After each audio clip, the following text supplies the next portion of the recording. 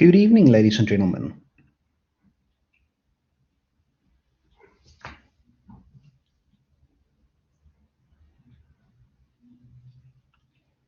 How are you guys doing?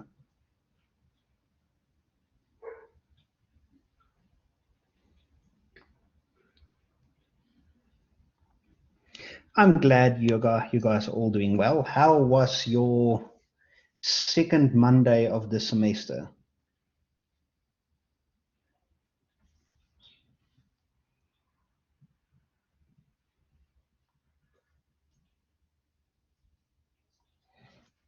Do you guys have so many classes on a Monday?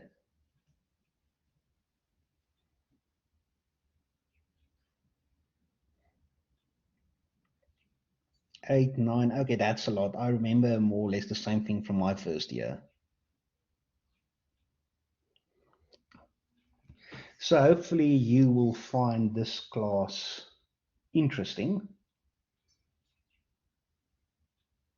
Been working since 7:30. I know that 7:30. So back in my first year, the earliest lectures I had was 20 past 7 on a Monday and Wednesday morning.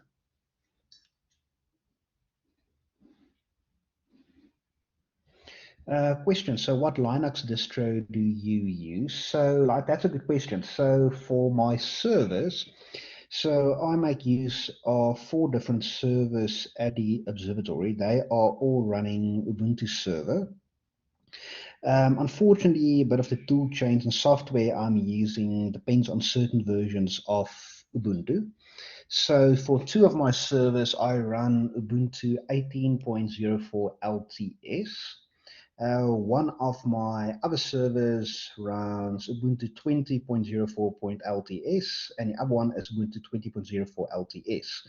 So probably when the next LTS, so that is long-term service. So usually 1 year is a long-term service release, meaning you have support for that version for about 4 years. And then you get versions in between that's not LTS support. So usually we try to keep things LTS. And my personal server at home, I run Pop OS off.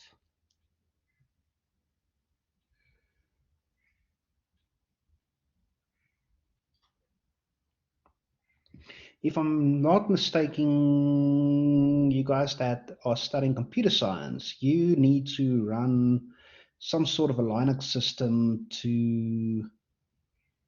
uh, to your programming compile software, if I'm not mistaken. Yes, LTS has been allocated to 20.04. What distro are you running for your module?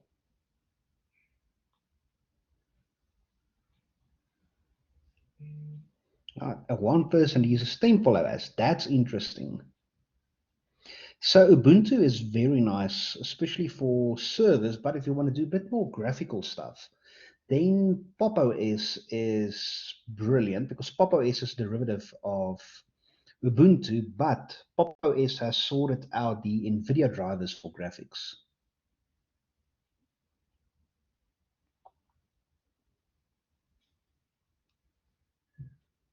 Yeah, so I'm also so on my laptop I'm carrying around everywhere. I use a MacBook, but on a MacBook I have also a Ubuntu virtual machine that I fire up for a few other stuff as well.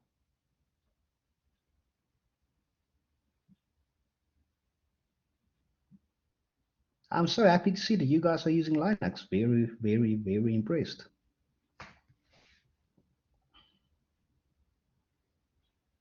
So apparently when we start computer graphics in third year, we will be using a server distro to maximize graphical processing power. Yes, you will. With the server distros, you have a bit more flexibility out of the box to apply resources to graphics cards, to CPUs. So it's a great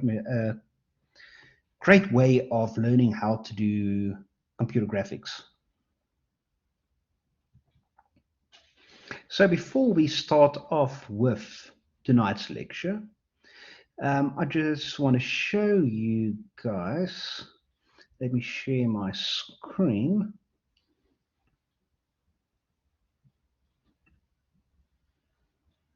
I'm going to share this tab.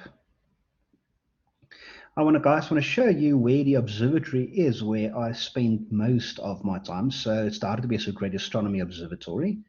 So if we zoom out, we have Pretoria over here, Johannesburg over here, Krugersdorp is over here. So Hartebees Hoek is right here between Krugersdorp and Hartbeespoort Dam.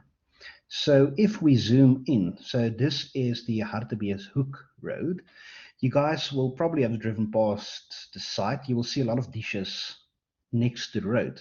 But the dishes you see next to the road is not the observatory. So coming from Hartebees Hoek's side, the first site you see is SANSA, so the African National Space Agency Space Operations.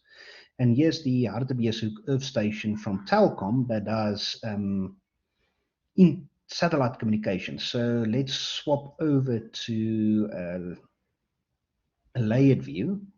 So here you will see the SANSA site.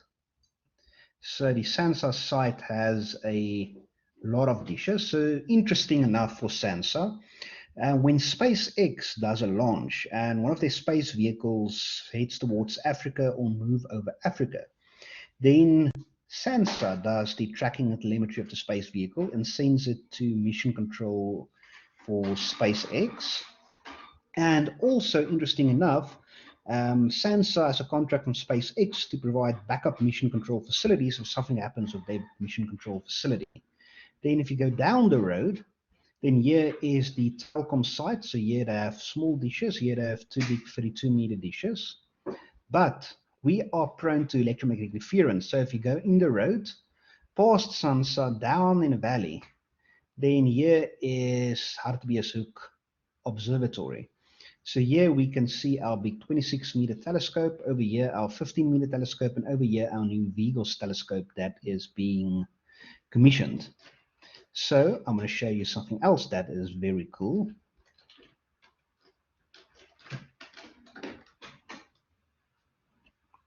Where is share screen?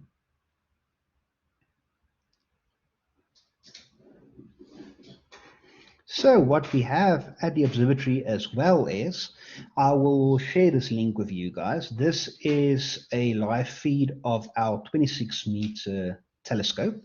You can see what it is currently doing. We have another camera on our 15-meter telescope. We have another one on our VGOS telescope. So here we can see VGOS. Here we can see our 26-meter, and there in the distance in the right corner, we can see the 15-meter telescope. And then we also have an all-sky camera that tracks everything that moves for 24 hours above it and around it. So hopefully I can share the screen without breaking anything on ClickUp.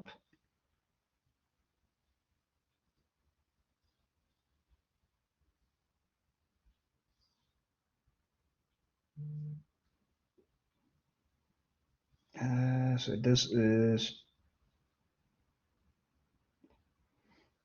just clouds above the camera currently, and now it starts breaking again. But it will show where the stars are above you. But ClickUp doesn't want to play along with this site as well. So if you want to play around with this, I will post a link now.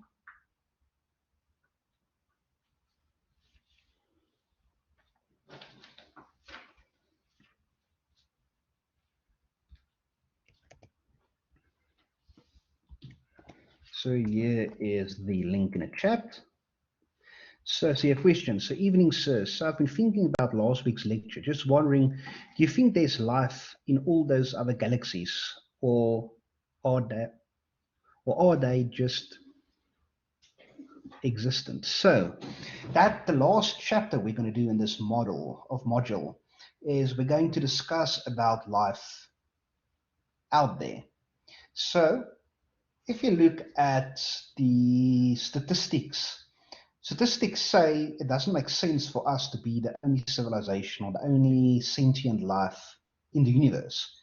So every 1 in 5 stars, statistically speaking, has the ability to have some form of a planet orbiting it with life. So that is billions and billions of possible worlds that have life. So for me, I think there's life out there. Mathematically, it makes sense that there's other life out there, but that is something we will discuss in depth in the last chapter.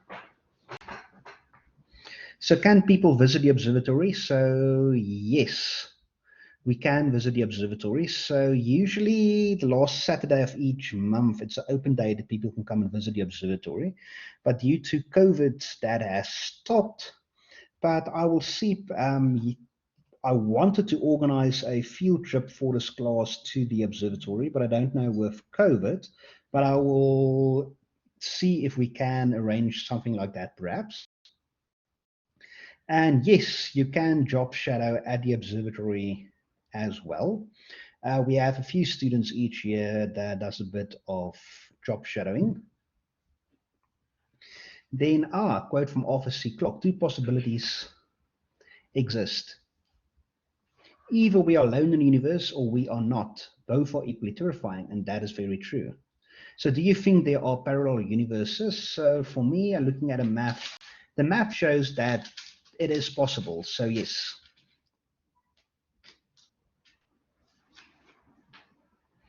And then before we start this lecture, I've uploaded our study guide. So let's go through the study guide.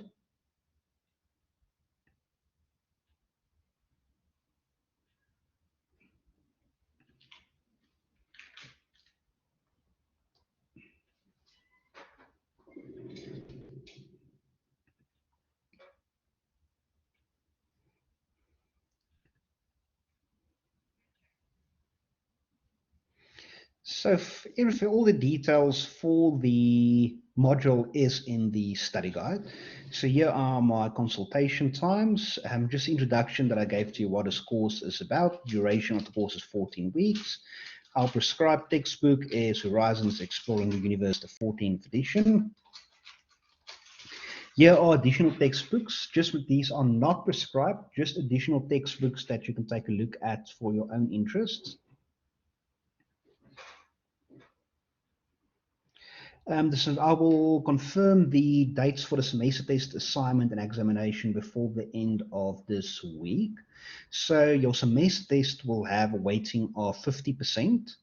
The assignment will have a weighting of 40%. So the assignment is basically almost like a semester test. We will have quizzes that is 10%, and that will give you your semester mark. To give you your final mark will be 50% of your semester mark, 50% of your exam mark. But remember, to get entrance into the exam, you need a minimum of 50% for your semester mark.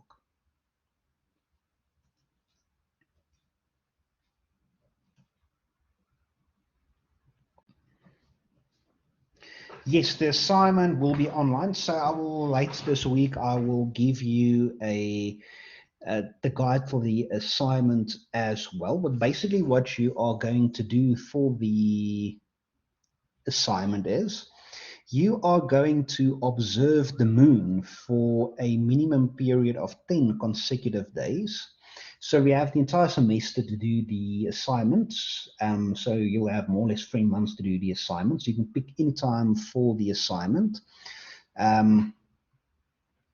So then you have to observe the moon for 10 consecutive days. Then you need to write a research paper on the moon observations. And that will be your assignment, and you submit to me your research paper. So I will also upload that within the week. So are there any past papers for us to see? Unfortunately not. So this is the 3rd year I'm teaching this module. So when I took over this module from the professor that retired, he haven't left me past papers. And he was old school, so he was still using the chalkboard in the lecture venue. So I basically set up all this material myself. So the date for the assignment, the quizzes, everything will be communicated to you.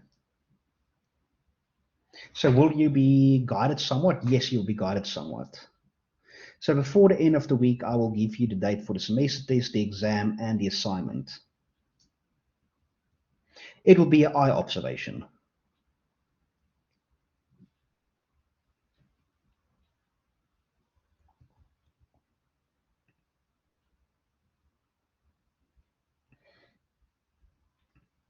So let's go to tonight's lecture.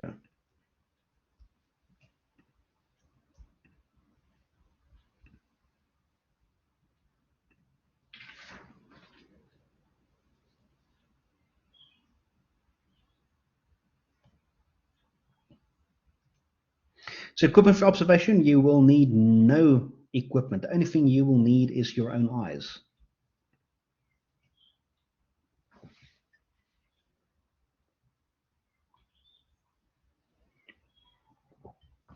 What I will do is just before the test, I've done the previous 2 years.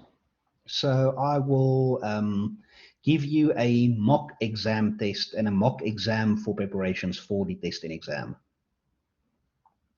So no, you won't need to take pictures of the moon.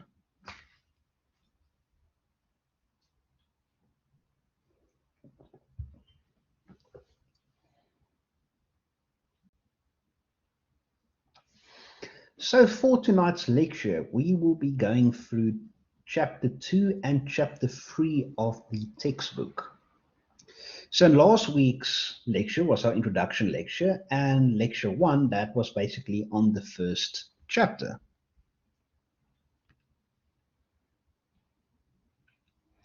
So for tonight's lecture, we are going to answer a few fundamental questions about astronomy.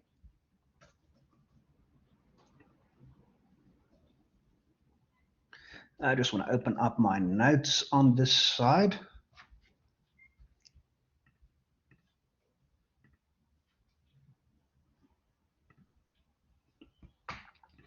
For some reason, I don't know why, ClickUp is cutting off the last piece of the last line. Just want to see if I can fit everything in.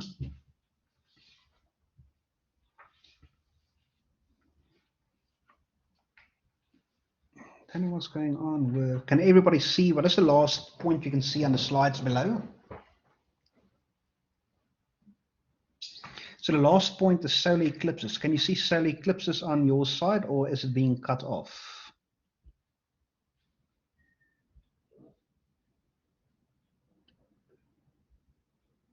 Okay, cool. Okay, so it's probably only when I uploaded it on my side, so that's not a problem.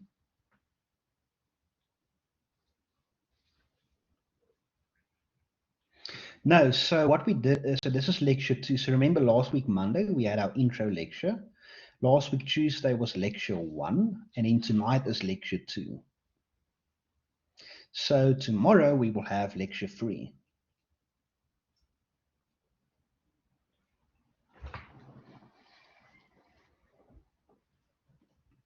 It's a pleasure. So, in tonight's class, we are going to ask the question, why do we study astronomy? What is the scientific method? Look at a user's guide to the sky to familiarize yourself of where certain objects is. The sky and its motions. How do certain objects orbit one another, and what is some of these objects we can see? What is the cycles of the sun and the moon? The cycles of the sun, the motion of the planets, astronomical influences on Earth's climate, a changeable moon, the motion of the moon, the cycles of moon phases, lunar eclipses, and solar eclipses. So question, should we make notes or just listen? I can't do both. Are there PDF self-explanatory? So my PDF, the lecture slides I make is just summaries of the textbook. So it is quite thorough. So you can basically just listen to the slides, but it will always help if you can make notes. But each their own, whatever study method works for you.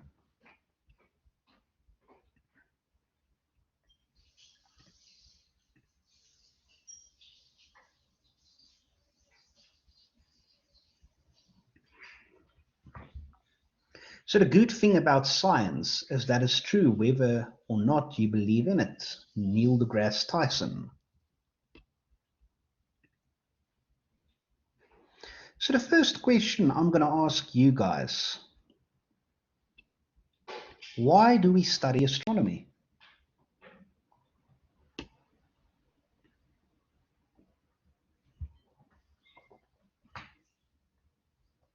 Because it's cool, that's true, but why else? Why do anyone want? What does humanity get by studying the universe? Yes, to see why we are here, that is good. To learn about life, expand our knowledge, to explain the things common sense cannot explain. The technology developed in astronomy often spills into other. Yes, all of those are great answers. But usually when someone asks me, why do we study astronomy? The first thing is we as human beings are a very, very curious race. So we want to know where everyone is, uh, what makes everyone tick, what is out there, and what can we learn from it. So we want to know, what is the sun? How does the sun work? Humans are a very curious breed of life. And then a second thing is, I usually get asked, but what does the general public get from astronomy? So the first thing is, if you don't have an interest in astronomy, they're not really much. But the other thing is, the general public usually gets from astronomy is the spillover of technology being developed for science, especially astronomy. And the rest of it is just what we learn. We are curious. We want to broaden our knowledge.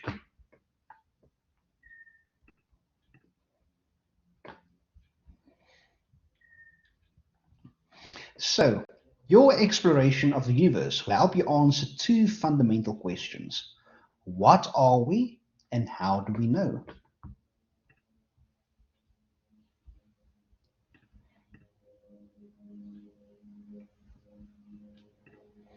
The question, what are we, is the first organizing theme of this course. Astronomy is important to you because it will tell you what you are. Notice that the question is not who are we. If you want to know who we are, you may want to talk to a psychologist, a sociologist, theologian, paleontologist, artist, or poet. What are we is a fundamentally different question.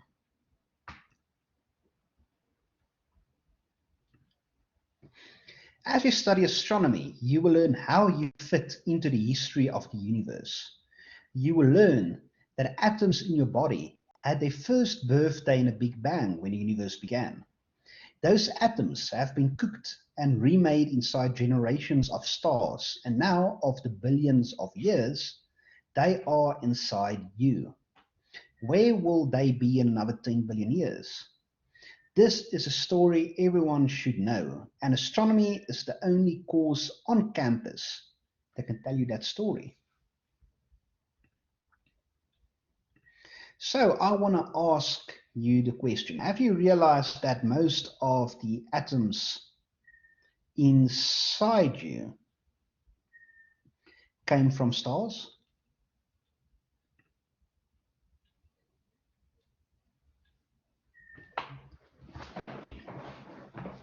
So the calcium in your bones were forged in supernova explosions.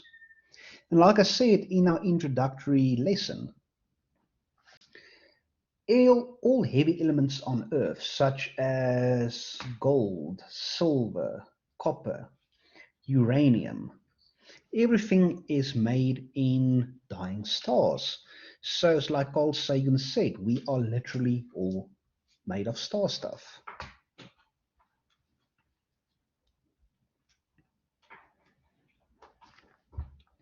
The question, how do we know, is the second organizing theme of this course. It is a question you should ask yourself whenever you encounter statements made by so-called experts in any field. should you swallow a diet supplement recommended by a TV star? Should you vote for a candidate who warns of climate crisis? To understand the world around you and to make wise decisions for yourself, for your family, and for your nation, you need to understand how science works.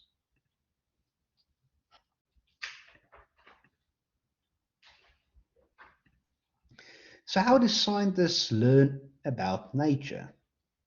So I found a definition of a scientist. So an expert in science who does precision guesswork based upon unreliable data from questionable sources, who organizes the results in ways most people cannot understand.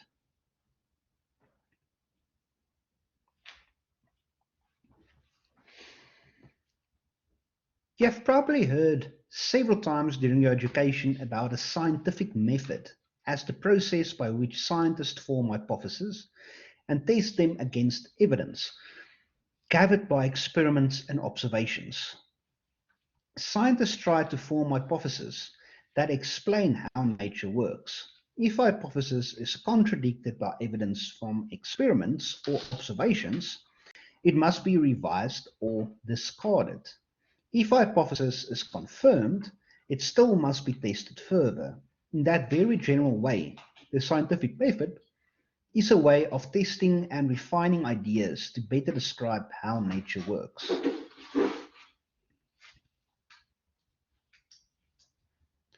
So I want to ask you guys, you probably heard the term constellations before.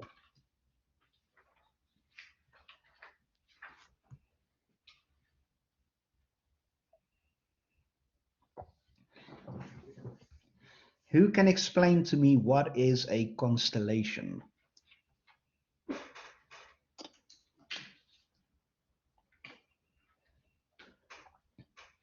Patterns in the sky, groups of stars. Yes, that is more or less in the correct, you have the correct idea.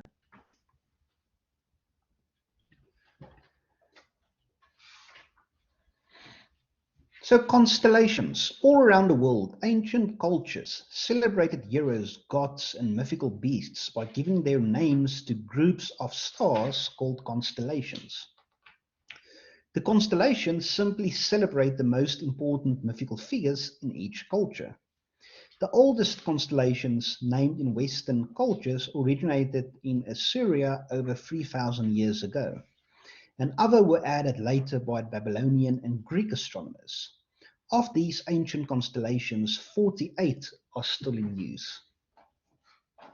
Originally, constellations were only loosely defined groupings of stars. Many of the faintest stars were not included in any constellation, and the stars of a southern sky, not visible to the ancient astronomers of northern latitudes, were not grouped into constellations.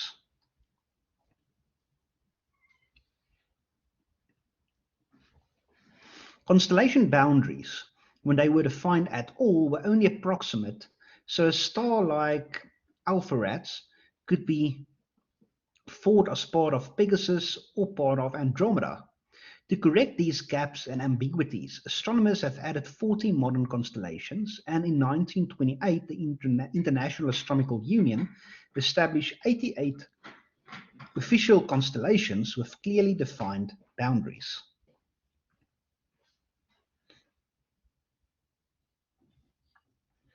In addition to the 88 official constellations, the sky contains a number of less formally defined groupings called asterisms. The Big Dipper, for example, is a well-known asterism that is part of the constellation Ursa Major, or better known term, the Great Bear.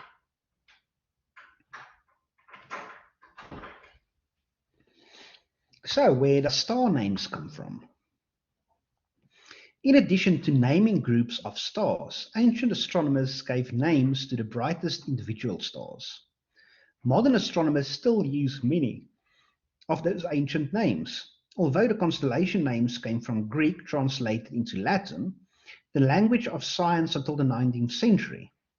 So most star names came from ancient Arabic, much altered by the passing centuries. So you guys remember last week week's, I think, intro lecture or first lecture, I told you that 75% of all stars has Arabic names.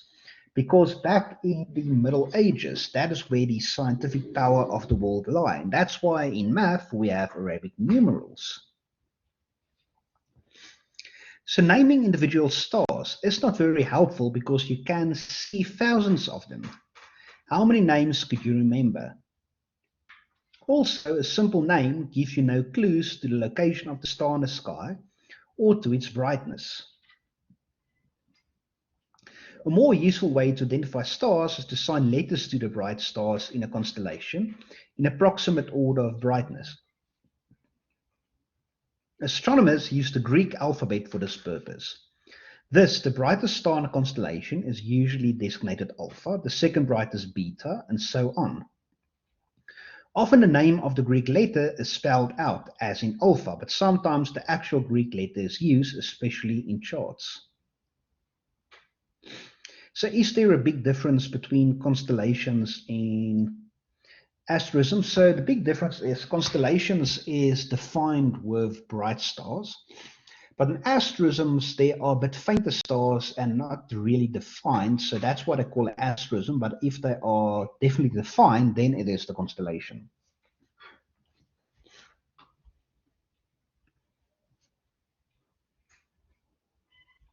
Pleasure. To identify a star by its Greek letter designated, you would give the Greek letter followed by the possessive form of the constellation name. For example, the brightest star in the constellation Canis Major is Alpha Canis Majoris, which can also be written as A Canis Majoris. The both identifies the star and the constellation and gives a clue to the relative brightness of the star. Compare this with the ancient name for the star, Sirius, which does not give you any information about the properties. So something interesting, Sirius is the brightest star in the southern hemisphere. And looking at the stars in this image, can any of you recognize what stars these are, what constellation these stars form part of?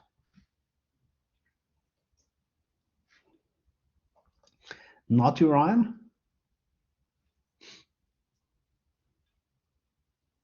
Not Big Dipper? Yes, Mr. Erasmus, you are correct. That is Pleiades. So the better, more common word for them are the seven sisters or seven kings. And if you guys realize, there's one car manufacturer that uses Pleiades as their logo. Yes, Subaru. You are 100% correct. They use Pleiades as their logo.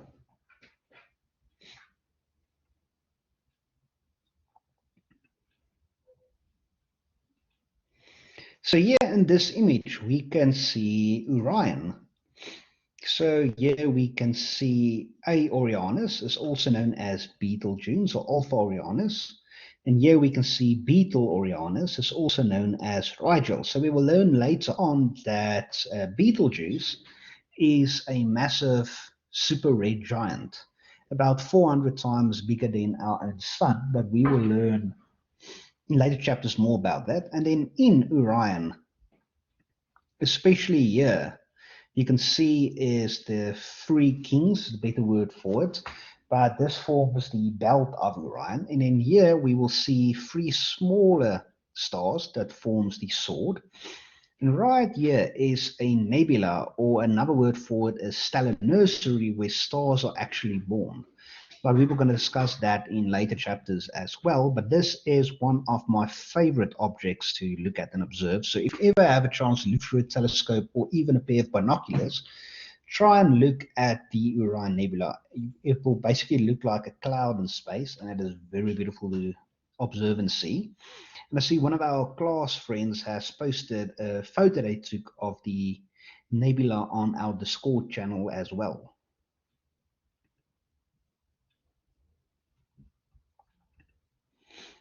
So looking at this, so Sirius, the brightest star in the southern hemisphere, its scientific name, as you can call it that way, is Alpha Canis Majoris. So Betelgeuse is Alpha Orionis. So look, it's the Orion constellation, and Alpha meaning it's the brightest.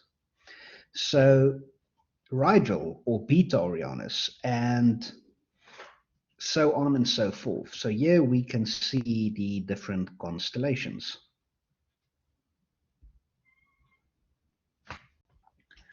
But another important thing for us to know is the star brightness.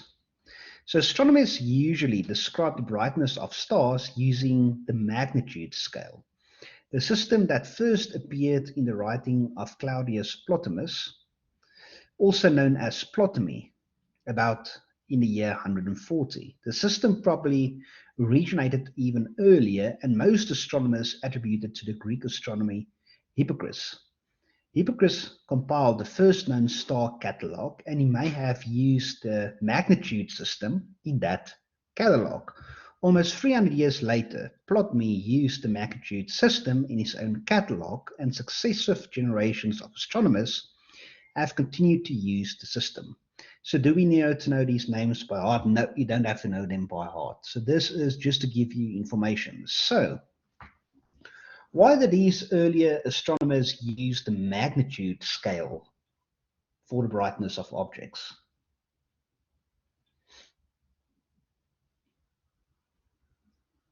Do you guys have any ideas?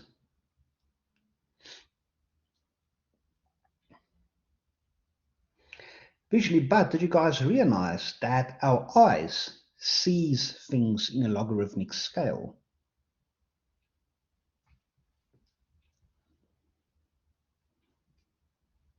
So our eyes interpret everything around us in terms of logarithms.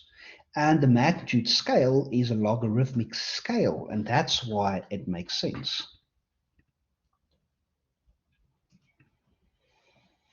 These early astronomers divided the stars into 6 classes. The brightest were called first magnitude stars, and those that were faintest second magnitude. The scale continued down to 6 magnitude stars, the faintest visible to the human eye. So here we can see the sun is sitting at around about minus 27 magnitude, a full moon at around minus 12, 13 magnitude, Venus at minus 5, Sirius is about minus 2 magnitude, so Polaris is about 2 magnitude. So the limit with our naked eye that we can see the brightness of stars is around about 6 magnitude. And the limit of Hubble is around about 27 magnitude. So I know James Webb can see much fainter stars. I'm not sure to what magnitude James Webb can see.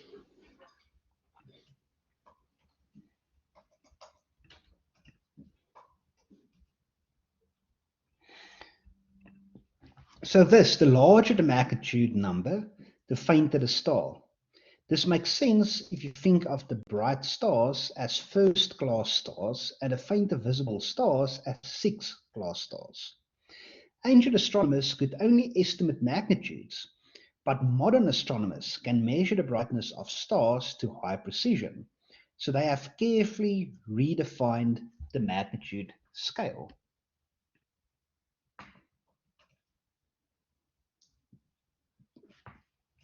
Does a higher apparent magnitude mean higher brightness? Yes, so we are coming to apparent magnitude scales now.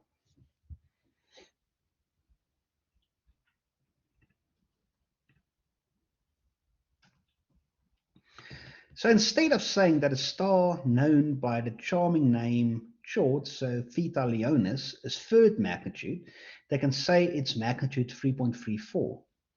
Accurate measurement show that some stars are actually brighter than magnitude 1. For example, famous star Vega or Alpha Lyrae is bright that its magnitude is 0.03, almost zero. A few are so bright that a modern magnitude scale must extend into negative numbers. On this scale, famous star Sirius, the brightest star in the sky, well, in the southern hemisphere, has a magnitude of minus 1.46. Modern astronomers have had to extend this faint end of the scale as well. The faintest stars you can see with your unaided eyes are about 6 magnitude. But if you use a telescope, you will see stars much fainter. Astronomers must use magnitude numbers larger than 6 to describe such faint stars. These numbers are known as apparent visual magnitude. So you can describe that as a small mv. And they describe how the stars look to human eyes observing from Earth. So why can't the naked eye see past a certain brightness? Wouldn't it theoretically be easier to see?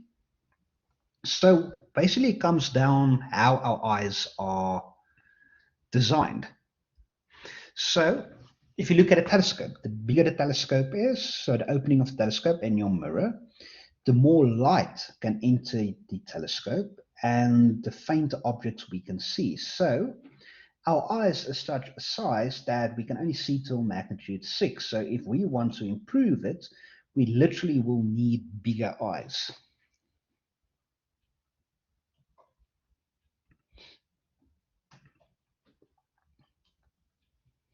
So your interpretation of brightness is quite subjective, depending on both the psychology of human eyes and the psychology of precision. To be accurate, you should refer to flux, so the amount of light energy that hits 1 square meter in 1 second. This makes a precise definition of brightness. The simple relationship connects apparent visual magnitudes and flux. In this way, modern astronomers can measure the brightness of stars to high precision while still making comparisons to observations and apparent visual magnitudes that go back to the time of Hipparchus. So question, so does that mean that there is a certain brightness that we can't even see? Yes, that is true. So anything above magnitude 6 is too faint for the human eye to see, but you can see it, for example, with your binoculars, because your binoculars has a much bigger opening that focuses all that light coming in onto your eye, so that means you can see a higher flux density coming towards your eyes. Is everyone still following?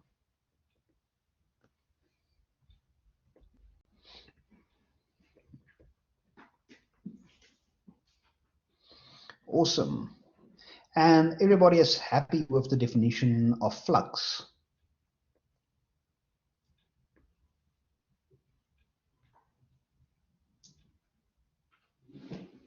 Great.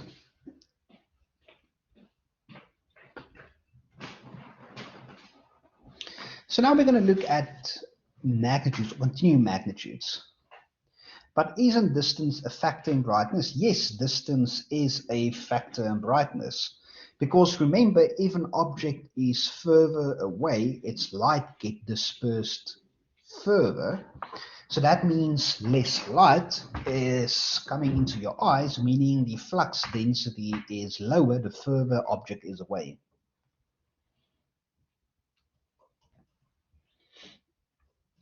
So astronomers use a simple formula to convert between magnitudes and fluxes. Modern astronomers have defined that the magnitude scale as 2 stars that differ by 5 magnitudes have a flux ratio of exactly 100. So for tests and exams, let me give you guys a hint. This is a good definition to know.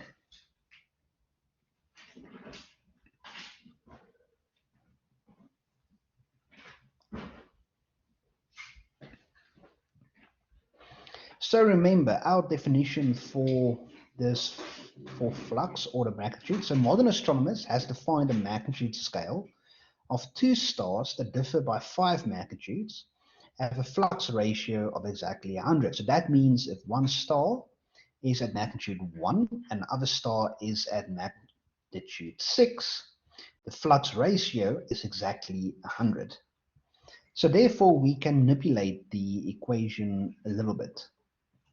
So from this equation further, we can now say, therefore, 2 stars that differ by 1 magnitude must have a flux ratio that equals the 5th root of 100. So that means we have this definition for 2 stars that differ by magnitude. And if you plug this into your calculator, this will give us 2.51. Everyone still following?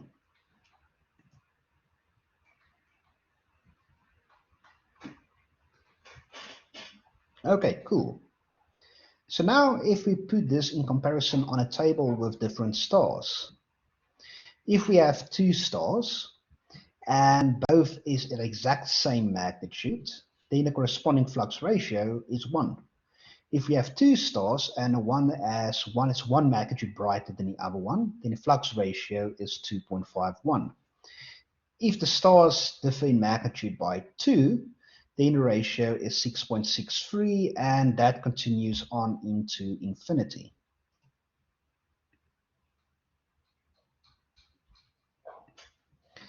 So this is a good example of what I might ask in a test or in the exam. So this is just straightforward plug and play with numbers and this formula. So in this course, there's about 5 formulas that you would need to know, and this is one of the formulas. So let's go through this example. Suppose star C is a 3rd magnitude and star D is a 9th magnitude. What is their brightness ratio? So solution, the magnitude difference is a 6th magnitude. So if you go back to the table, that shows, let's go back one slide, the 6th magnitude is 251. So therefore star C is 251 times brighter. So this has 251 times as much flux arriving at Earth than star D. So a table is convenient, but for more precision, you can express the relationship as a simple formula. So the flux ratio of star A and the flux of star B equals to 2.51 raised to the power of magnitude difference is this. So if you take this formula, we have 2.51, and we know star B has a flux, a magnitude of, what was it, 9, and the other one has a magnitude of 5. And you plug this into the equation and you calculate this, then you will get 251.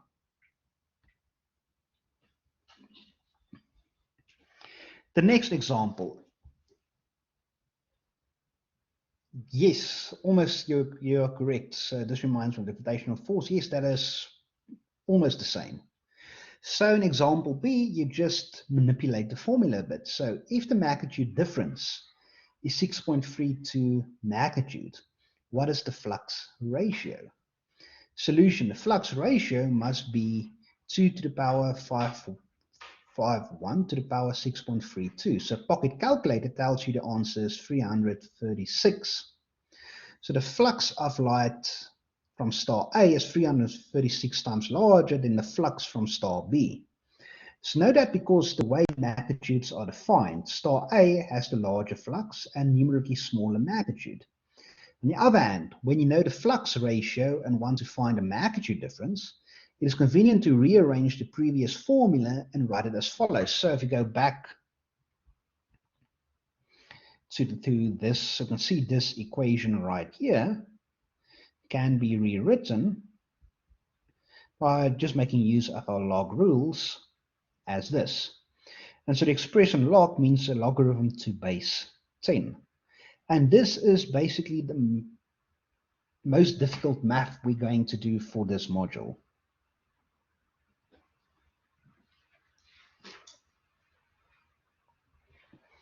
So magnet example C, the light from Sirius has 24.2 times as much flux. So that means it's 24.2 times brighter than the light from Polaris. What is the magnitude difference? So solution, the magnitude difference is 2.5 times the logarithm of 24.2, which is written as 2.5 log 24.2. So your calculator tells you the logarithm of 24.2 is 1.384. So the magnitude difference is 2.5 times 1.384, which equals 3.46 magnitude. So it's easy as that, plug and play. Everybody still following?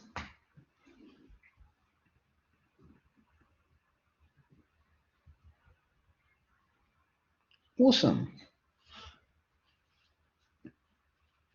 So you are quite a bright class. Last year's group struggled a bit with this concept.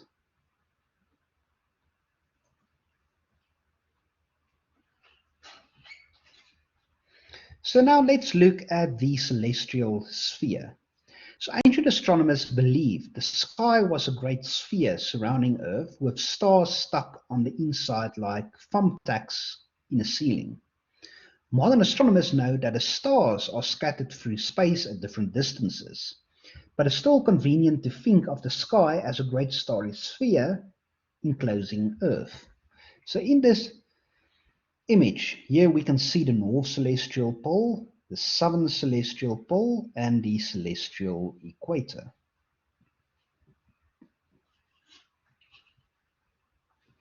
The sky appears to rotate westward around Earth each day, but that is a consequence of eastward rotation of Earth.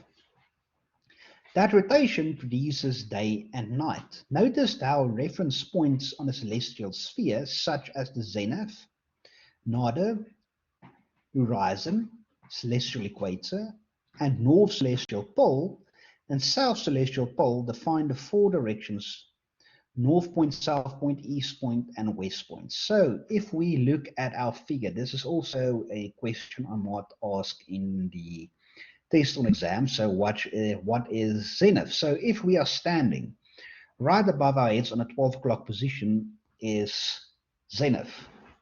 Right below us as nadir, that is north, that is south, and this is the celestial equator.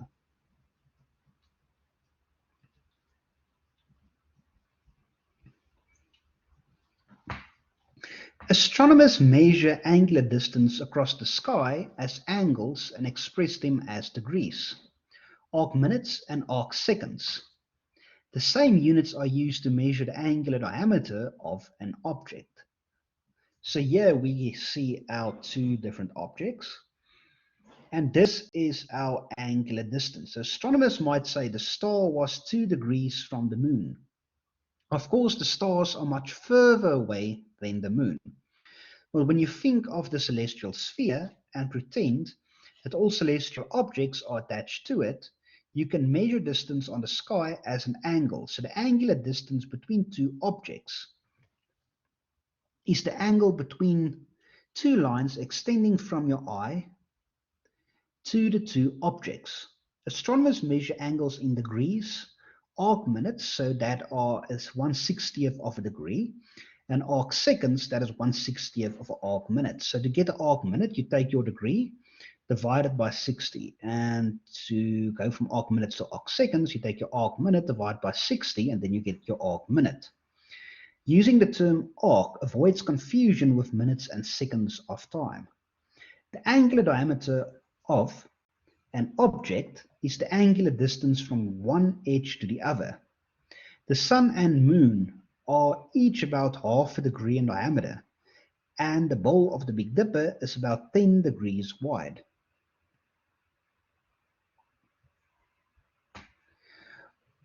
What you can see in the sky depends on your latitude. For example, if you lived in Australia, you could see any star, Artemis, and constellations invisible from North America, but you would never see the Big Dipper. So how many circumpolar constellations you see depends on where you are. Remember famous star Alpha Centauri. So Alpha Centauri is the closest star to Earth. It is in the southern sky and isn't visible from most of the United States. You can just glimpse it above the southern horizon if you are in Miami, Florida, but you can see it easily from Australia. So, sir, which chapters is this in textbook? This is chapter 2 and 3. So how did I measure these angular distances, like arc seconds? Since our view of the sky is 3D, we will come to that now and in the next lecture as well.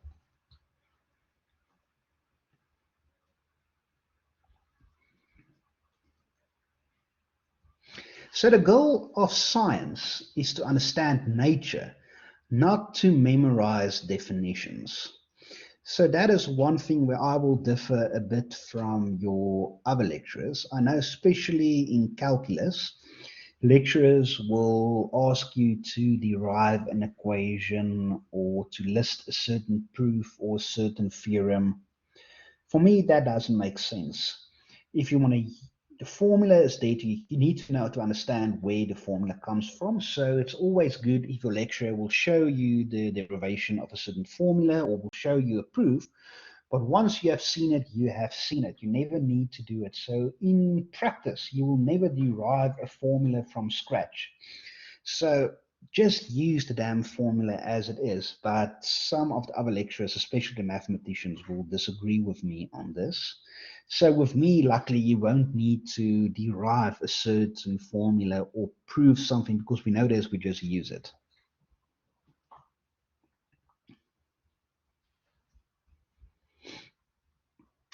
Many people, without thinking about it much, assume that the stars are not in the sky during daytime. The stars are actually there, day and night. They are just invisible during the day because the sky is lit up by the sun. Also, many people insist that famous star Polaris is the brightest star in the sky. It is actually the 50th visually bright star. You know that Polaris is important because of its position, not because of its brightness. In addition to causing the obvious daily motion of the sky, Earth's rotation conceals a very slow celestial motion that can only be detected only a few centuries. So before we continue with this, I want to ask you guys, why is the sky blue?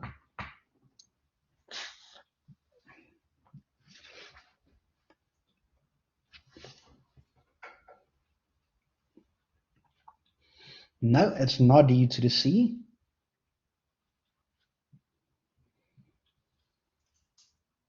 So, Mr. Erasmus, that's the exact term I'm looking for, the Rayleigh scattering.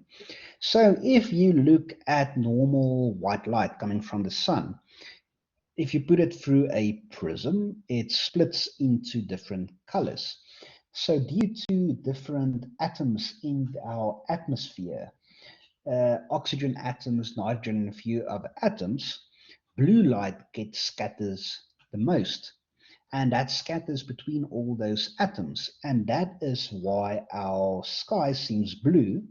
And due to the blue light scattering across the atmosphere, the rest of the light penetrates more through. And that is why our sunlight looks more yellowish. Yes, Rayleigh scattering is a very beautiful concept. And then when it's sunset, why do you guys think is the sky more reddish?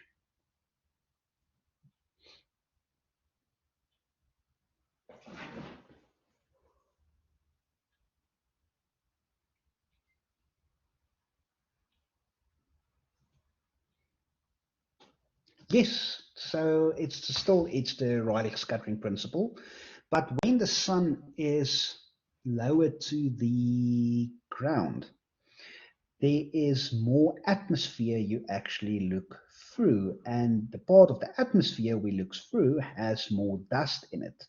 And due to the Rayleigh scattering principle, now red light gets scattered more around us, and blue light penetrates further.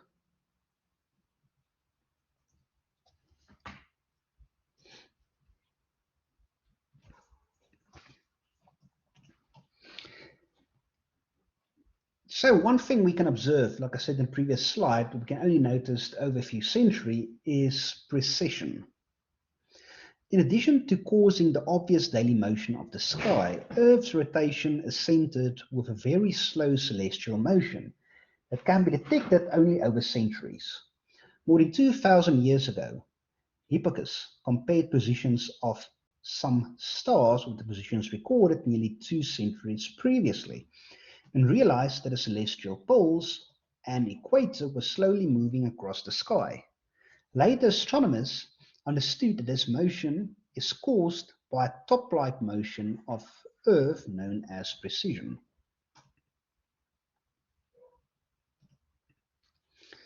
If you ever played with a gyroscope or top, You have seen how the spinning mass resists any sudden change in direction of its axis of rotation.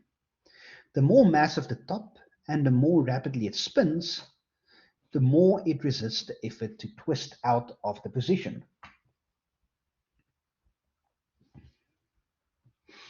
The more mass, the more it resists your efforts to twist it out of position. You may recall that even the most rapidly spinning top slowly swings its axis around a circle. The weight of the top tends to make it tip over, and this combines with a rapid rotation to make its axis sweep out the shape of a cone. That motion is precession.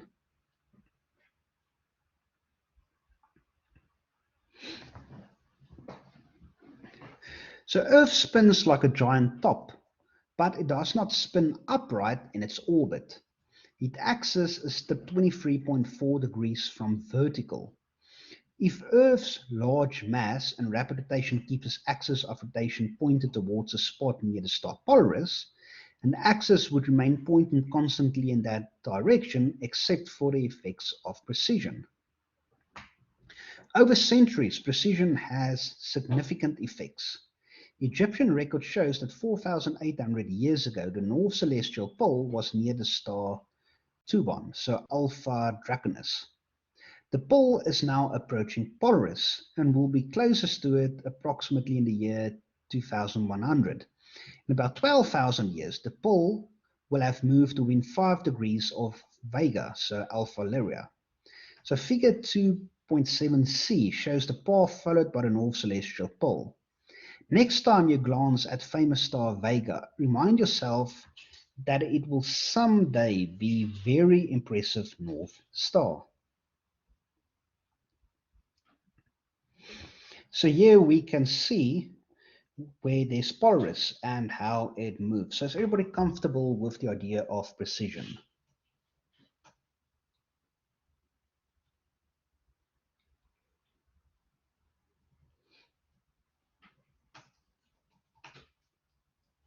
Okay, so a few yeses, a few no's. So let me get a whiteboard out. So that will make it a little bit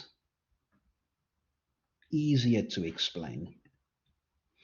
So we have Earth, and Earth is canted. So this angle it makes is roughly 23 degrees. But Earth is also spinning around its axis. So that means this canted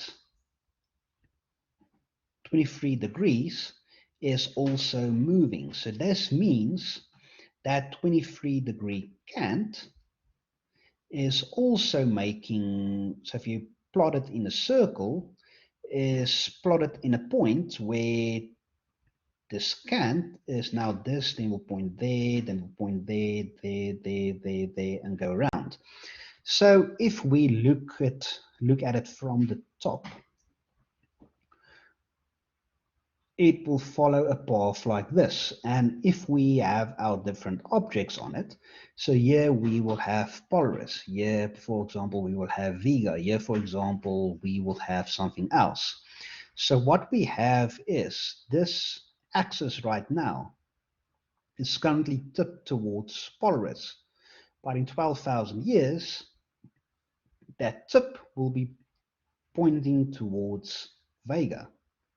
And after much of a time, a different constellation until it reaches back at Polaris. Does that make more sense?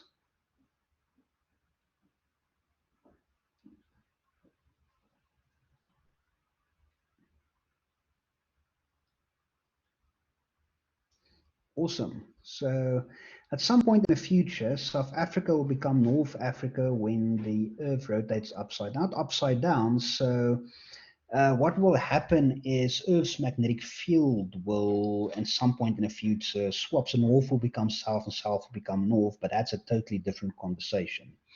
So does the angle remain the same? So yes, the angle remains the same.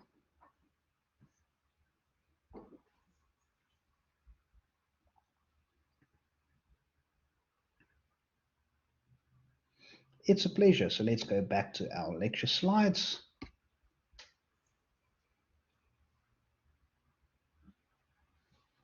Okay, still don't understand. Okay, so let me try to explain this on one of the lecture slides a little bit better.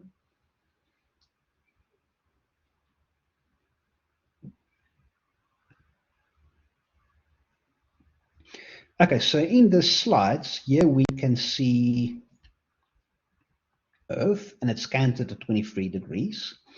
And the cant is now pointing towards Polaris. But in 12,000 years, that will shift. So for example, we will have Vega over here, and now it will still be canted at 23 degrees, but it will now be pointing this way. So what happens is, this is rotating in a circle from above Earth, and it will reach different points. I hope this explains it a little bit better. So 23 degrees in relation to, so that relation comes from if we draw a line directly through Earth. This right here is 23 degrees.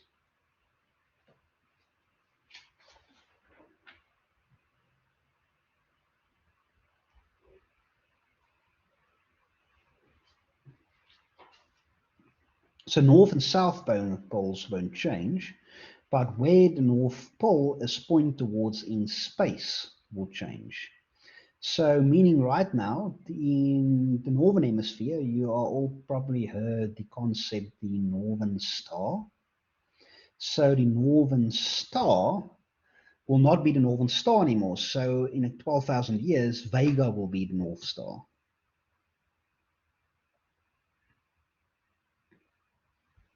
So going to our next slide, hopefully this will also explain it a little bit better. So right here we can see Earth is like a top spinning. So the top, if it's spinning, is always due to its weight canted to one side, but it will spin in a rotation going this way around. And the Earth is doing the exact same thing. So winter and summer won't swap, that will remain exactly the same.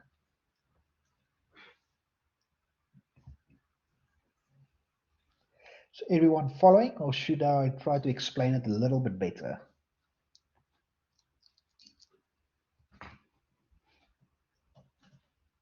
Okay, cool. So Earth spins like a giant top, but it does not spin upright in its orbit. Its axis is tipped 23.4 degrees from vertical.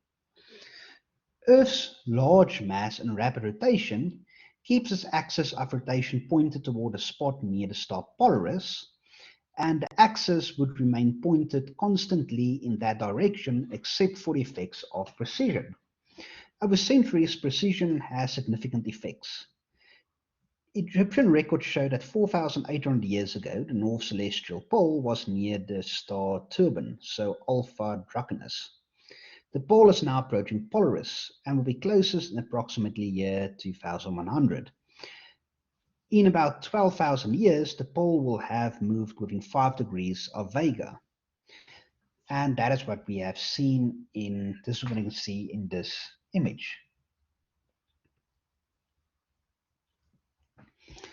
So that was basically chapter 2. So let's go on to chapter 3. So tell me, what cycles do you think the sun and moon make? And do they even have cycles?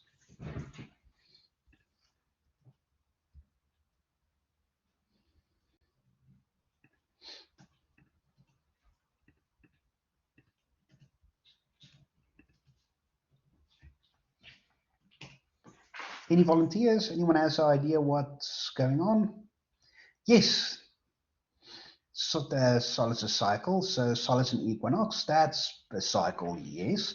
Moon has different phases. Exactly. So if we look at a nice picture of it, we can see the cycles of the sky are elegant and dramatic, and you can understand them fully only if you know that Earth is a moving planet. Humans did not always know that. How we came to understand that Earth is a planet is a subject in the next chapter. So here we can see on Earth, can you guys, that's not Earth, the sun. Can you guys tell me what these little spots are on the sun?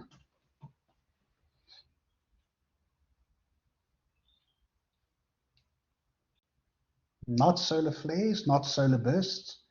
Yes, those are sunspots. So sunspots on the sun is spots or areas on the sun where the surface is cooler than the rest of the sun, and that forms a darkish spot. So a cool thing is if you take a telescope pointed towards the sun, never look at the sun with your naked eyes or through an instrument, then you hold up a piece of paper at an eyepiece.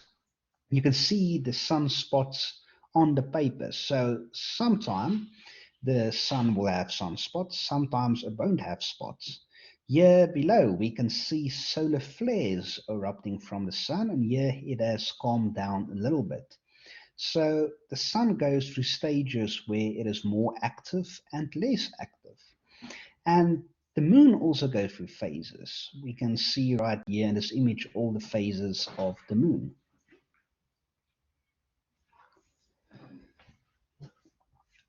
Earth's rotation on its axis causes a cycle of day and night, but it is its motion around the sun in its orbit near defines the year. Notice an important distinction. Rotation is the turning of a body on its axis. Is the turning of a body on its axis, but a revolution means the motion of body around a point outside of its axis.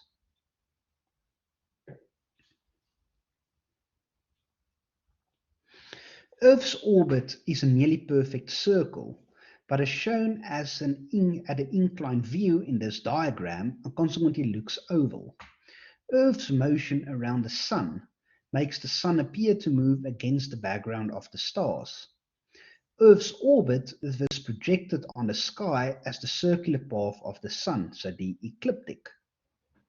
If you could see the stars in the daytime, you would notice the sun crossing in front of the distant constellation as Earth moves along its orbit.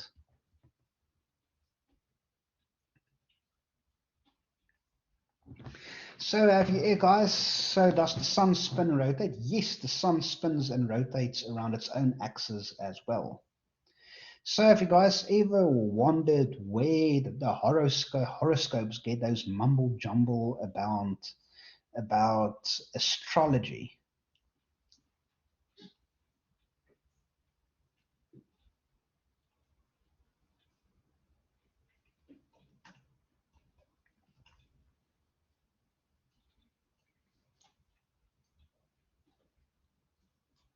So where they get the rubbish that they make up in the horoscopes, you will hear the sun is in this constellation and the sun is in that constellation, and according to the horoscopes, that means something that is totally rubbish.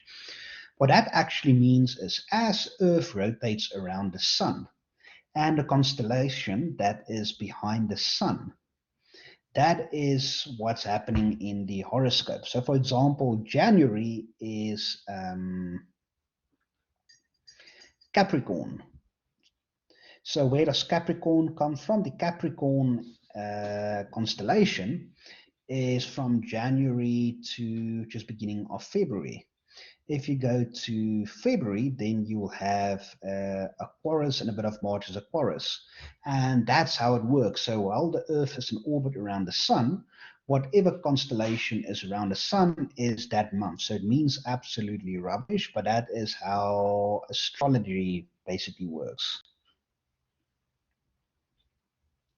Because stuff happens when some constellations in the sky, like harvesting season, isn't it? No. So astrology basically means absolutely nothing.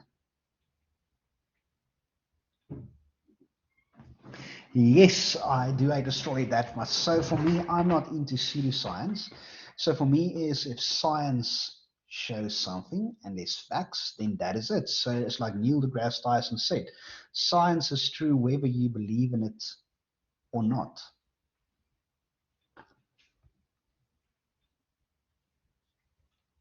So the current horoscope isn't correct. There's actually 13th constellation that moved into place over the years, but Sagittarius gang. Okay, so you are correct. So the horoscope right now, so people, the astrologers, is actually wrong in any case, because due to that we learned in a previous chapter principle of precision, the location of those constellations has moved a bit. So basically, every month have moved on one space. So actually, January is not a Capricorn anymore, but closer to Aquarius. But that's a totally different debate. The astrologers don't understand.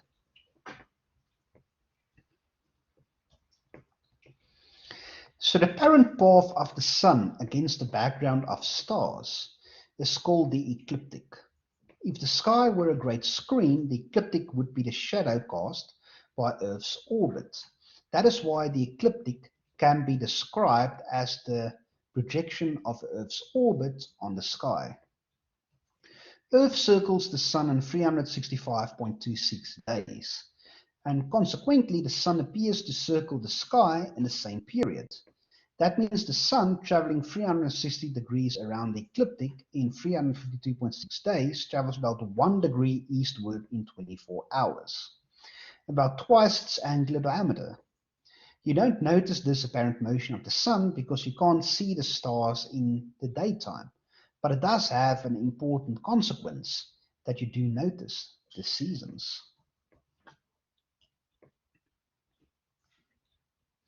So Earth would not experience seasons if it rotated upright in its orbit, but it does have seasons because its axis of rotation is tipped at 23.4 degrees from the perpendicular to its orbit.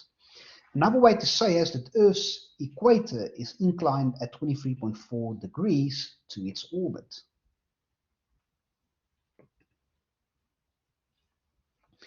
Because Earth's axis of rotation is inclined at 23.4 degrees, the sun moves into the northern sky in the spring and into the southern sky in the fall. That causes the cycle of the seasons. Notice how the vernal equinox, the summer solstice, the autumnal equinox, and the winter solstice mark the beginning of the seasons. Earth's elliptical orbit is very nearly circular, and as it travels from perihelion to aphelion, its distance from the sun varies only slightly and is not the cause of the seasons.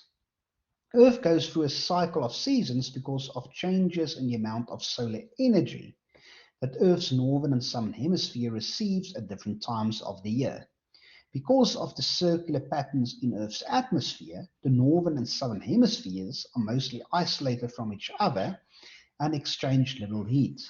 When one hemisphere receives more solar energy than the other, it grows rapidly warmer. So here is just the dates of when these equinoxes are and where we are in orbit with these equinoxes. So here we can see how it actually works. So you can see the Earth is canted at 23.4 degrees. Here's the northern hemisphere, southern hemisphere, and the equator. So on the day of summer solstice in late June, Earth's northern hemisphere is inclined towards sun, and sunlight shines almost straight down at northern latitudes. At southern latitudes, sunlight strikes the ground at an angle and spreads out. North America has warm weather and South America has cool weather. Earth's axis of rotation points towards Polaris, and like a top, the spinning Earth holds its axis fixed and its orbit the sun. On one side of the sun, Earth's northern hemisphere leans toward the sun. On the other side of the orbit, it leans away. The direction of the axis rotation does not change during the year. So here we can see the northern hemisphere receives more direct sunlight and therefore it's summer, and in the southern hemisphere it's winter. But if Earth is now on the other side of the sun, here we can now see the southern hemisphere receives more sunlight and the northern hemisphere less sunlight, and that is what causes our seasons.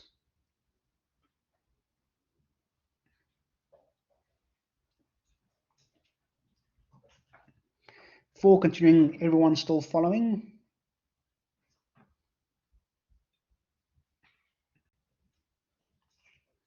No, so the precision won't affect the seasons because the cant is always at 23 degrees. So the only thing that precision will determine is which star points towards the North Celestial Pole.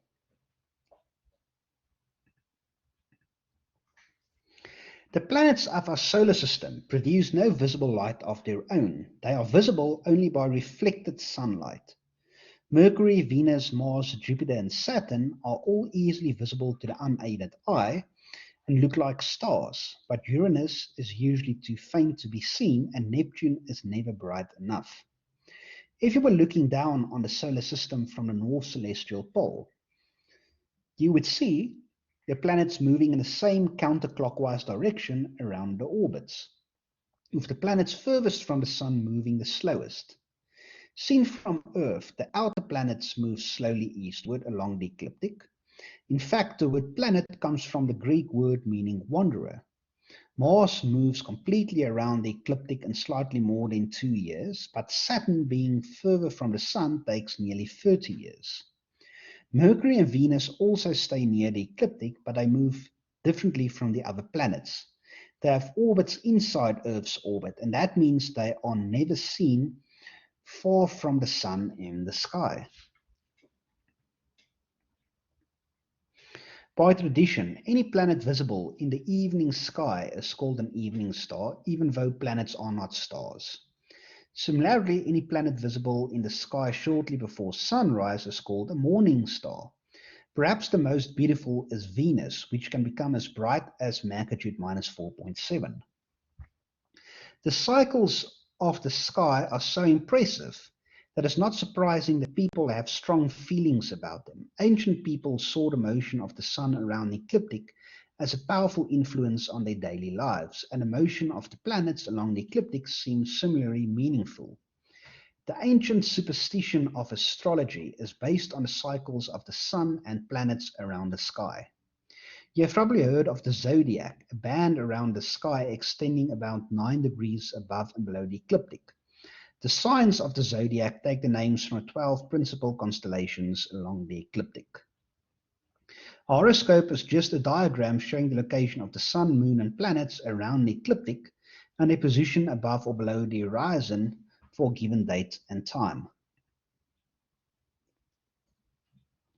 Centuries ago, astrology was an important part of astronomy, but the two are now almost exact opposites. Astronomy is a science that depends on evidence, and astrology is a superstition that survives in spite of evidence.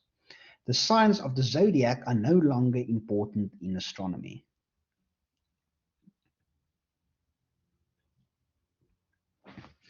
The seasons are produced by the annual motion of Earth around the Sun, but subtle changes in the motion can have dramatic effects on climate. You don't notice these changes during a lifetime, but over thousands of years, they can bury continents under glaciers. Earth is warmer and there are no ice sheets even at the poles. Scientists have found evidence of at least 4 ice ages in Earth's past. One occurred 2.5 billion years ago, but other 3 that have been identified have all occurred in the last billion years. So, Milankovitch cycles, yes, that will be discussed. So, what causes ice ages? So, it is changes in. So, if something goes wrong with Earth's orbit, that can cause an ice age. But usually, it is due to climate effects that we are influencing. Does anyone recognize the movie this image comes from?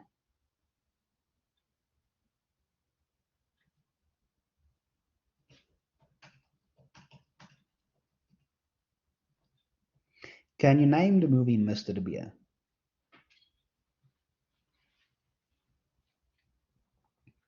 Not 2012? Have you guys ever watched The Day After Tomorrow? Yes.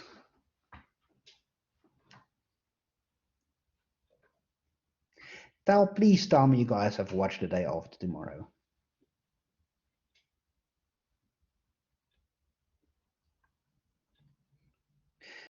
So it's going to be one of those situations. So please, please, please go watch the movie The Day After Tomorrow. Last year, I had the same predicament with the class. No, it's not homework, but just if you have time, watch Day After Tomorrow. Tell me at least, have you guys ever watched the movie The Call?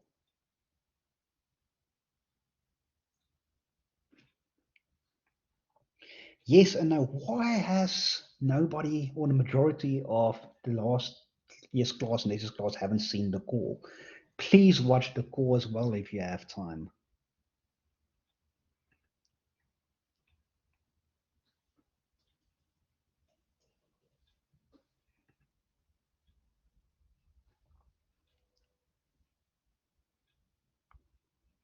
So, climate cycle. So, what is the hypothesis?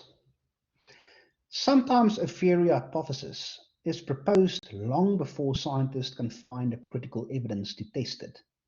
That happened in 1920 when engineer and meteorologist Milutin Milankovitch proposed what became known as the Milankovitch hypothesis, that small changes in Earth's orbit, precision and inclination affects Earth's climate and can cause ice ages. So what is the evidence? By the middle 1970s, Earth scientists were able to collect the data that Milankovitch had lacked.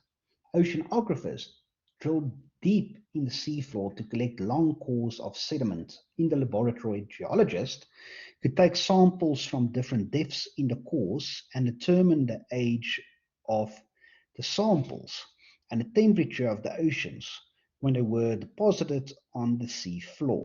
From this, scientists contradicted a history of ocean temperatures that convincingly matched the predictions of the Milankovitch hypothesis.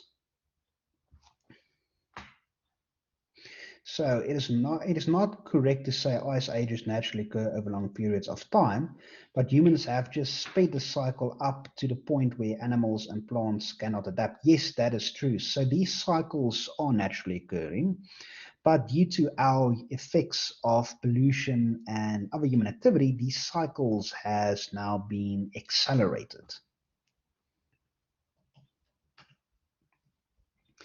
The evidence seemed very strong, and by the 1980s, the Milankovitch hypothesis was widely considered the leading hypothesis to explain climate cycles during the current ice age.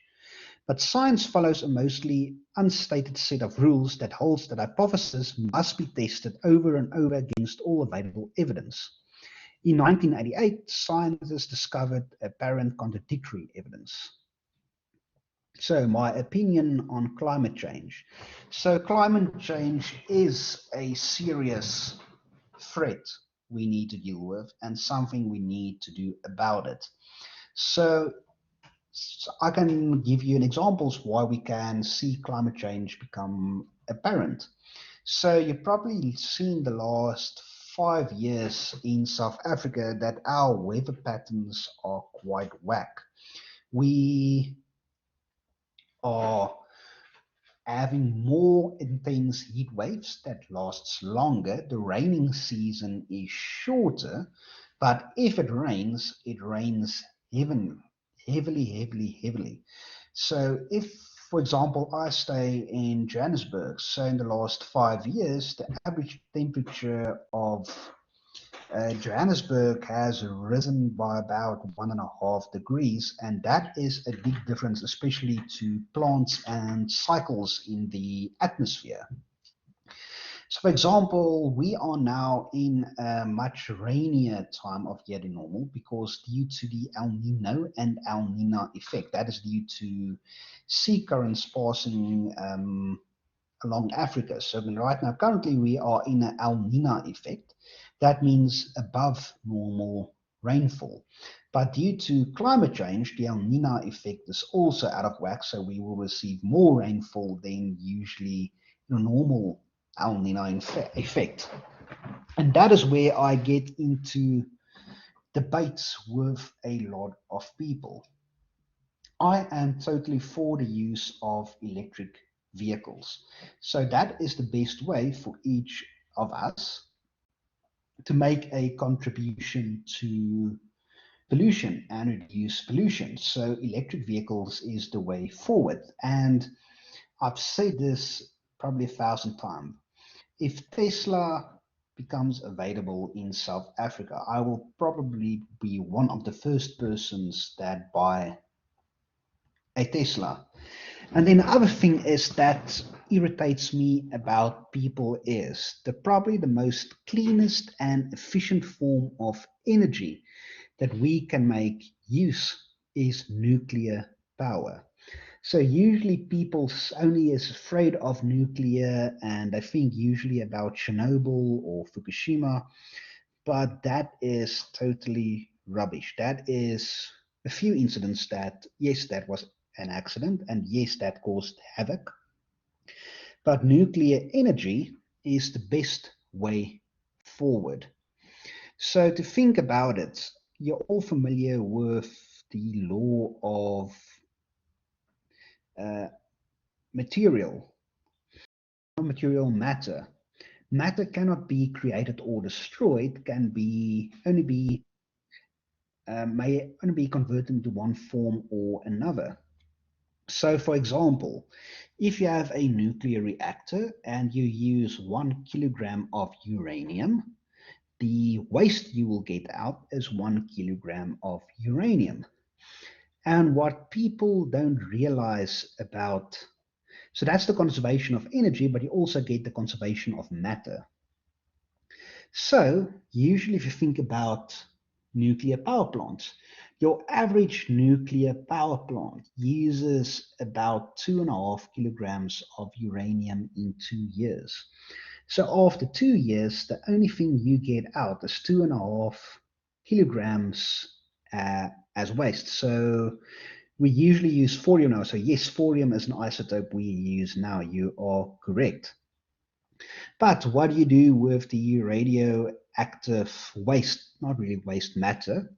So the best idea that you can do it is you dig a hole deep in the ground, because the deeper you dig, the more radioactive the core and the mantle of the earth already is. So you basically are storing radioactive material with radioactive environment around it in any case, but most people struggle to understand that concept any case. So to get rid of the waste material is not an issue. So yes, Mr. Watson, you are correct. The biggest obstacle to nuclear energy is people's ignorant views on it. So that's my opinion. The sooner the world can transform to nuclear energy, the better it will be. And it is super reliable.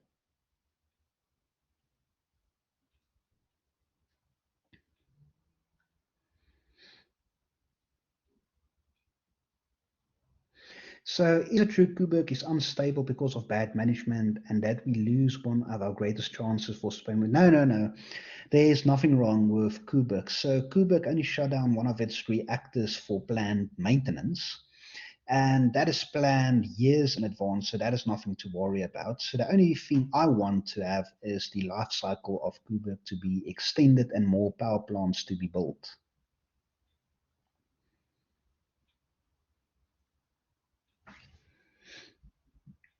But let's get back to this lecture. So why not just put nuclear waste in space? So remember, if you put anything in space, you need to have a plan of where it goes. So either you have to push it into deep space, or you will need to keep it in orbit. You can't keep it in orbit because that takes up space for satellites. So you can push it into deep space, but that takes much more energy needed than to just bury it deep on the ground.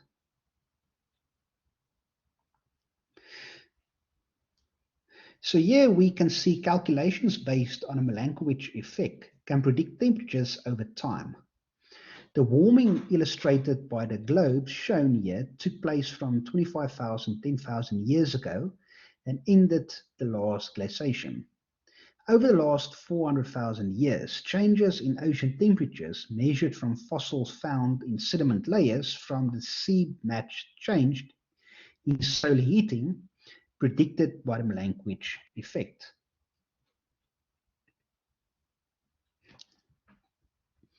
So, the easiest place we can notice these cycles are in the moon itself. Just as the planets revolve counterclockwise around the sun, as seen from the direction of the celestial North Pole, the moon revolves counterclockwise around Earth. The moon is about 0.5 degrees in angular diameter, and it moves eastward a bit more than 0.5 degrees per hour. So in 24 hours, it moves 13 degrees. Thus each night you see the moon about 13 degrees eastward of its location the night before.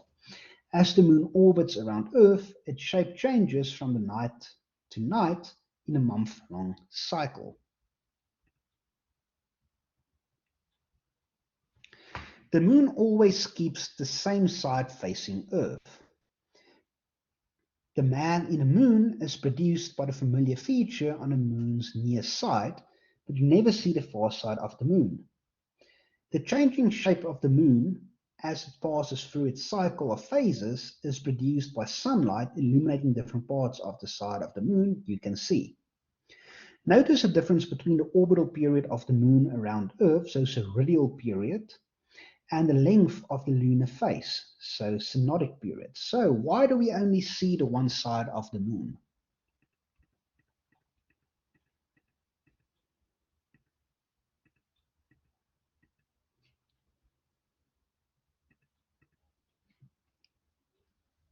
Yes, that is correct, Mr. Melville.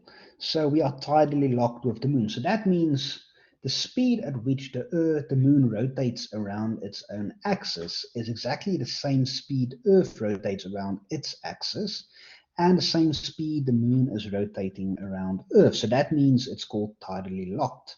So we are actually seeing the moon only from one side, even though everything is turning.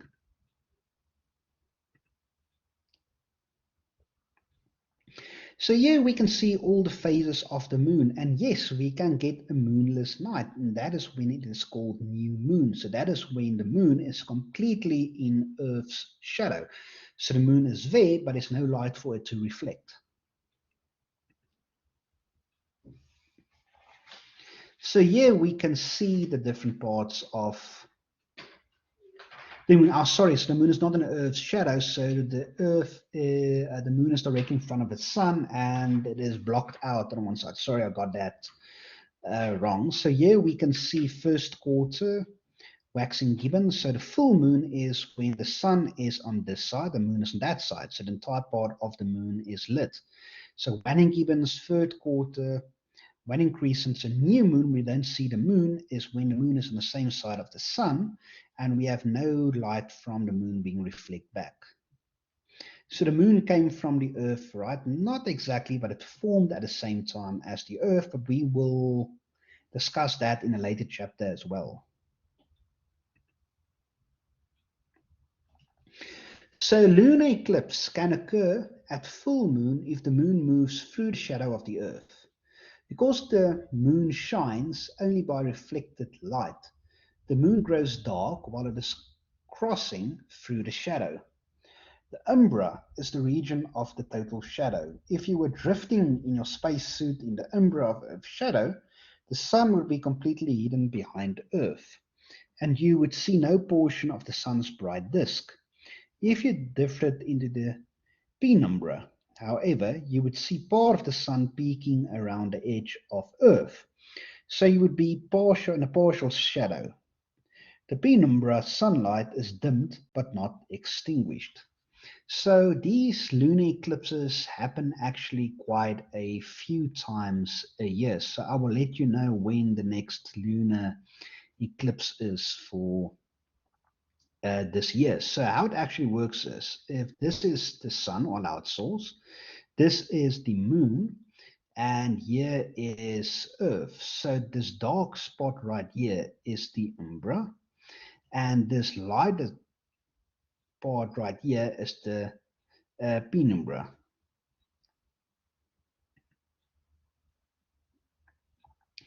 So right now, if you put this together, so here we can see the umbra, and here is the penumbra of a lunar eclipse.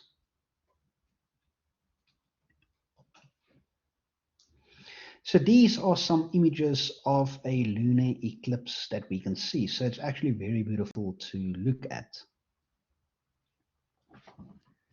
So from Earth, you can see a phenomenon that is not visible from most planets. It happens because the sun is about 400 times larger than our moon, but also on average nearly 400 times further away. So the sun and moon have nearly equal angular diameters of about 0.5 degrees. This means that a moon is just the right size to cover the bright disk of the sun and cause a solar eclipse. If the moon covers the entire disk of the sun, you see a total eclipse. If it covers only part of the sun, you see a partial eclipse. So have you guys seen a lunar solar eclipse before? Awesome.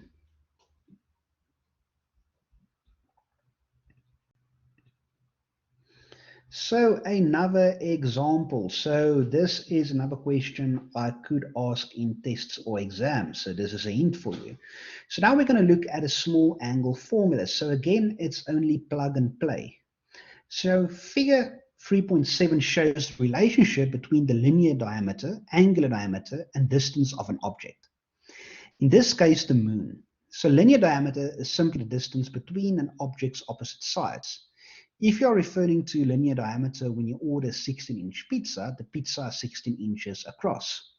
The average linear diameter of the moon is 3,470 kilometers.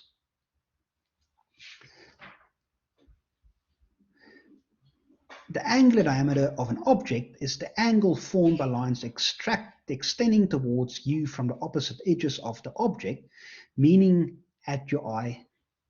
Clearly, the further away a given object is, the smaller its angular diameter.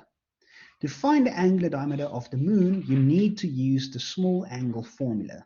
It allows you to calculate the angular diameter of any object, whether it is a pizza or the moon.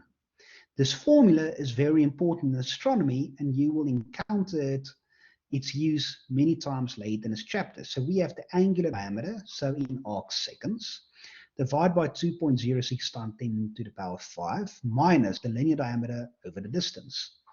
And this is one of the other formulas you guys need to know. So one of our 5 formulas.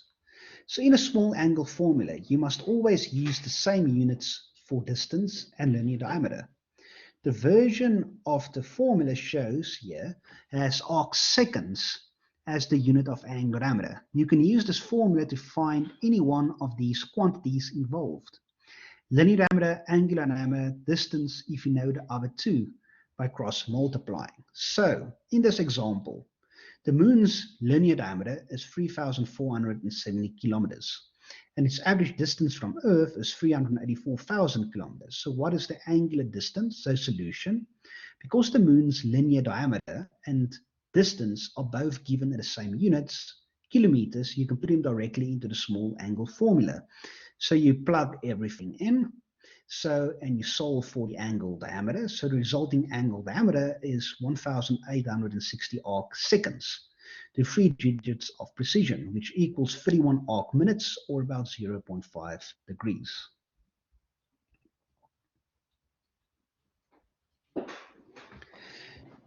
So for a solar eclipse, we can see the moon moving in front of the sun. Here we can see the umbra, the penumbra, and the path of the eclipse.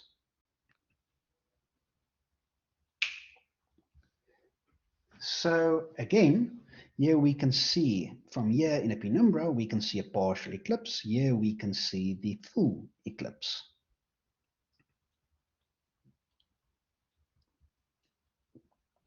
So here we can see what one of these solar eclipses will look like.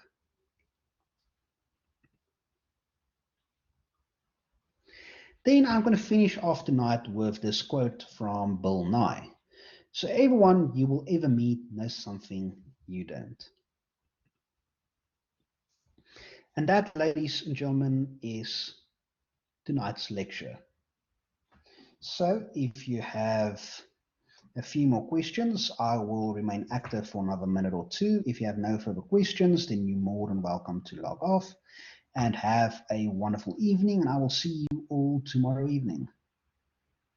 So question, Sir Maya asked, how can Venus take 243 Earth days to rotate to complete one day, but takes 225 days to rotate around the sun? So I'm not sure the figures by heart how long it takes for one day, but it all depends on its angular momentum, how fast it's spinning around its own axis. So what is the difference between a pulsar and a neutron star? They are basically the exact same thing, but with the neutron star, it doesn't radiate energy anymore, but a pulsar radiates energy.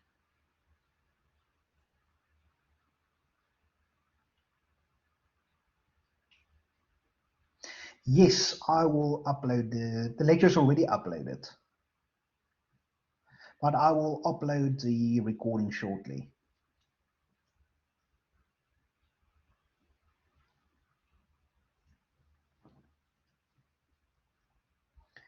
It is a pleasure.